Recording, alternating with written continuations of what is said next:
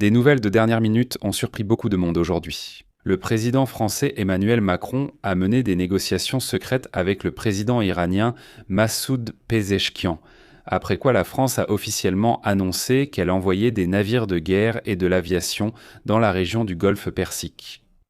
L'objectif d'Emmanuel Macron est de débloquer le fonctionnement du détroit d'Ormuz, ce que d'ailleurs Donald Trump n'a pas encore réussi à faire.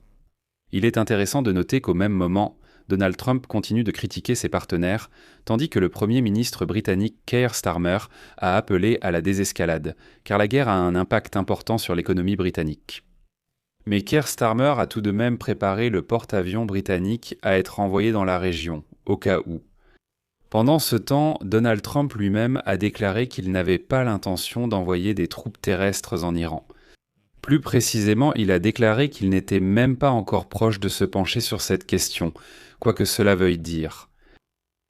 Je m'appelle Alexei Petchy, discutons ensemble de ce sujet, mais avant de commencer, je vous demande de vous abonner à cette chaîne, de mettre un like, d'écrire n'importe quel commentaire sous cette vidéo et de vous abonner à ma chaîne Telegram Petchy News. Le lien se trouve dans la description de cette vidéo. Nous publions là-bas des infos en temps réel dès leur arrivée. Le président Emmanuel Macron semble finalement s'impliquer dans la guerre contre l'Iran, bien que de façon particulière. Je vais vous expliquer. Macron a déclaré qu'il avait eu une conversation avec son homologue iranien, Massoud Pezeshkian. Ils ont discuté de la situation au Moyen-Orient, en particulier des actions de l'Iran. Et maintenant, je vais citer Macron. J'ai eu un entretien avec le président iranien Massoud Pezeshkian. J'ai souligné la nécessité pour l'Iran de cesser immédiatement ses frappes contre les pays de la région.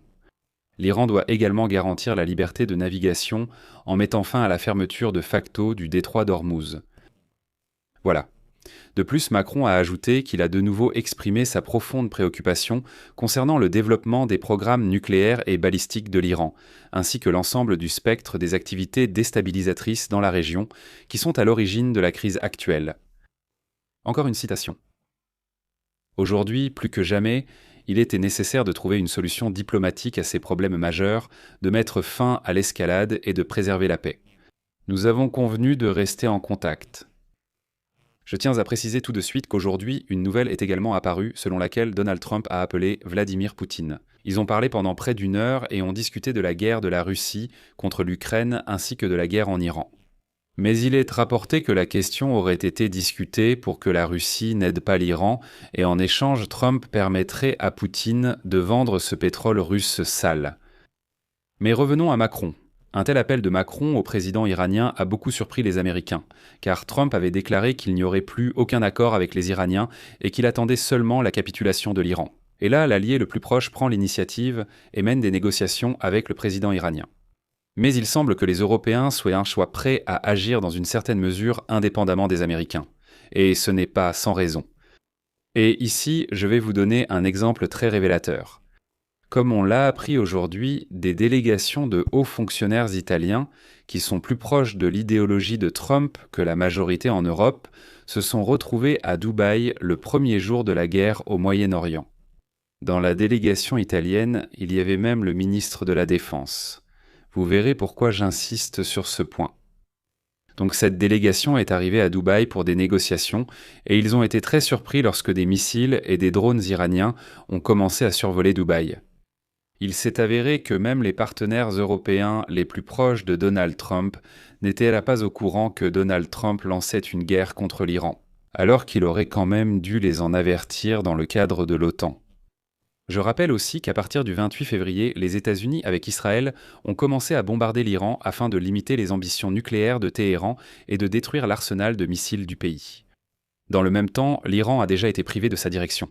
À l'heure actuelle, plus d'1 semaine s'est écoulée depuis le début de l'opération et les combats ne cessent pas. Pourtant, aujourd'hui, Trump a déclaré que l'armée américaine a 4 à 5 semaines d'avance sur le calendrier de la guerre. En même temps, Donald Trump a déjà déclaré qu'il exigeait la capitulation totale de l'Iran. Il souhaite également un changement complet de la direction du pays et il a déjà plusieurs candidats pour le poste de guide suprême de l'Iran. Bien qu'en Iran, un nouveau guide suprême ait déjà été choisi. Il s'agissait de Mojtaba Khamenei. Trump a aussi affirmé que sans l'accord de Washington, aucun nouveau dirigeant ne durerait. C'est là qu'une confusion est apparue. En effet, il avait été précédemment rapporté que les États-Unis et Israël envisagèrent d'envoyer des forces spéciales pour s'emparer des stocks nucléaires du pays. Mais Donald Trump lui-même a démenti cela aujourd'hui. Plus précisément, il a dit qu'il était trop tôt pour en parler. Donald Trump a affirmé que les États-Unis n'avaient pas décidé d'envoyer des forces spéciales pour s'emparer des arsenaux nucléaires iraniens. Citation. « Nous n'avons pris aucune décision à ce sujet. Nous n'en sommes même pas proches. » Et séparément, Donald Trump a déclaré qu'il n'était pas satisfait que Mojtaba Khamenei, âgé de 56 ans, soit devenu le nouveau guide suprême de l'Iran. Mais pour une raison quelconque, Trump n'a pas répété ses menaces d'éliminer tout successeur d'Ali Khamenei. De plus, le dirigeant américain a refusé de révéler ses plans concernant Mojtaba Khamenei. Revenons donc à Emmanuel Macron, avec qui nous avons commencé. Il a déclaré que la France prépare une mission strictement défensive pour la reprise du trafic maritime dans le détroit d'Ormuz, qui a été bloqué en raison des attaques de l'Iran contre des pétroliers lors de la guerre des États-Unis et d'Israël contre Téhéran.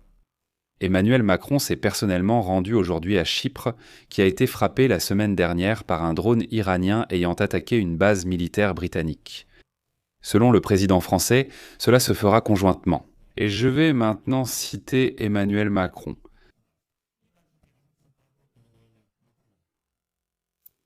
Nous sommes en train de préparer une mission strictement défensive pour escorter les navires civils.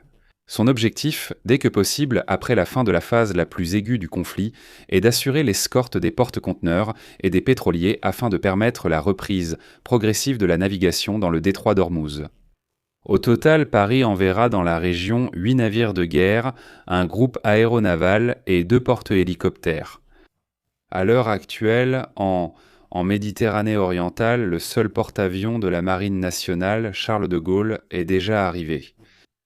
Comme l'a déclaré Macron, le plan de mission en préparation a été approuvé avec les partenaires. Il a ajouté que la France cherche une fois de plus à adopter une position strictement défensive avec tous les pays qui ont été attaqués par l'Iran et à assurer la désescalade dans la région. Encore une citation. En fin de compte, nous cherchons à garantir la liberté, la navigation et la sécurité maritime. Mais il est important de noter ici que, peu importe combien de fois Emmanuel Macron répète qu'il s'agit d'une mission purement défensive, il oublie avec qui il a réellement affaire. En fait, le secrétaire du Conseil suprême de sécurité nationale iranien, Ali Larijani, a déjà déclaré que la mission annoncée par Macron n'entraînera pas l'ouverture du détroit d'Ormuz, par lequel transitent au moins 20% des exportations mondiales de pétrole. Je vais maintenant citer Larijani. Il est peu probable qu'il soit possible d'assurer la sécurité dans le détroit d'Ormuz dans les conditions de la guerre déclenchée par les États-Unis et Israël dans la région. Surtout si cela se produit selon le plan des parties qui, elles-mêmes, ont autrefois soutenu cette guerre et contribué à son escalade. En fait, Larijani dit que si ce sont les Européens, nous ne le permettrons pas. Aucune sécurité dans le détroit d'Ormuz. Je souligne que les pays européens ont été presque épargnés par la guerre des États-Unis et d'Israël contre Téhéran, contrairement aux États arabes du Golfe Persique qui souffrent des frappes iraniennes, de missiles et de drones sur leur territoire. Cependant, en raison des restrictions du trafic maritime dans le détroit d'Ormuz et des attaques contre les installations pétrolières et gazières de la région, les prix mondiaux du pétrole, qui ne dépassaient pas $70 le baril avant le début de la guerre, ont grimpé en flèche au début de cette semaine, jusqu'à près de $120 voire plus. Mais maintenant, d'ailleurs, il y a eu un recul. Les dernières données que j'ai vues indiquent $89 pour le Brent. Mais entre-temps, le Premier ministre britannique Keir Starmer a reconnu que plus la guerre en Iran se prolonge, plus la probabilité de son impact négatif sur l'économie britannique augmente. C'est pourquoi, dit-il, il faut mettre fin à cette guerre. Interrogé sur le risque que Donald Trump provoque une guerre mondiale, Starmer, Premier ministre britannique, a répondu « Nous devons trouver un moyen de désamorcer la situation. Et c'est précisément à cela qu'est consacrée une grande partie de nos discussions. Comment trouver une voie pour réduire les tensions et s'assurer que la situation ne s'aggrave pas encore plus qu'elle ne l'est déjà. Je m'arrête ici. Donnez votre avis et vos conclusions en commentaire. Abonnez-vous et activez la cloche. Et n'oubliez pas, si cet épisode vous a intéressé et été utile, Vous pouvez soutenir financièrement le travail de cette chaîne YouTube grâce à vos dons ou à un abonnement via les liens et les coordonnées dans la description de cette vidéo ou via le code QR affiché à l'écran. C'est tout pour aujourd'hui. Prenez soin de vous. Au revoir à tous.